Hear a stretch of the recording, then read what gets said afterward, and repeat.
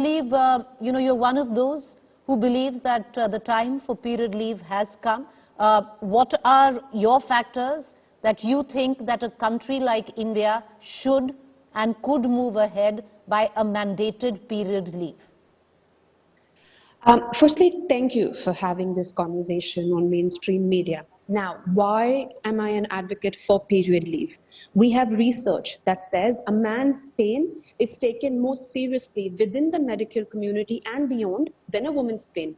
To be very specific, when a man complains of abdominal pain, they have an average period of 49 minutes before they get medical intervention, as opposed to 65 minutes that women have to wait for exhibiting the same symptoms. Right? There's also research that came out as of 4 years ago, I believe, that said period pain is as bad as heart attacks, to sort of draw an equivalence to how bad truly it is for many menstruating people. Now, when we talk about period pain, we don't often account for conditions like endometriosis, conditions like dysmenorrhea. Also, people who menstruate who have excessive bleeding, who often worry about have they stained their pants. As Advaita rightfully pointed out, the lack of access to sanitation, which is a very real problem within infrastructure at workplaces, within schooling. If you talk specifically about India, the second leading cause for young girls to drop out of school is lack of access to poor sanitation after forced labor. We also have data that says if you invest in a girl's education, for 1 year, you see an return in the country's GDP increasing by 0.2 percentage point.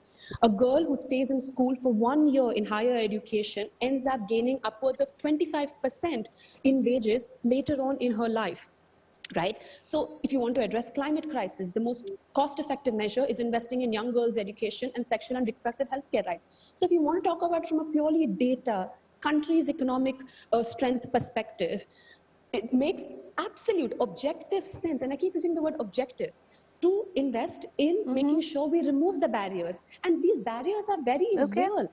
Also, let me just quickly round up by saying, yes, it's easy to say pop a pill, but you're, again, taking painkillers which have very real side effects through the rest of your life. You're not popping some hajmula or candy that has no adverse effects on your body and popping a pill for a period cycle that you get once every 3 weeks. You're basically telling women, instead of just removing these barriers and acknowledging that they are much more efficient if they can say work from home, if they can work within sanitary conditions, as well as the country does better economically, workplaces do better economically. If you just remove these barriers and rather than telling them, why don't you just pop a pill? We've been doing it for years. It just makes no economical sense. It makes no, it doesn't do well all around for not just women, but everyone as a whole. Trisha, you have a point of view, and I'm just playing the devil's advocate on both sides, because you say that, it's important to remove barriers, but ultimately, who are we removing barriers for? Because our regularized workforce, where women are concerned, is actually less than 32%. So you're technically removing those barriers only for 32%. Not that you shouldn't, because yes, the 78% doesn't quite benefit because that's the unregularized sector. But even if we talk about figures and we talk about data, and I'm going to take that question to Dr. Geeta Bhatt as well, because she does believe that period leave is not the way to go, especially in India. When you talk about cold figures in terms of the maternity leave, which was also debated hotly before we had a 6-month mandated maternity leave.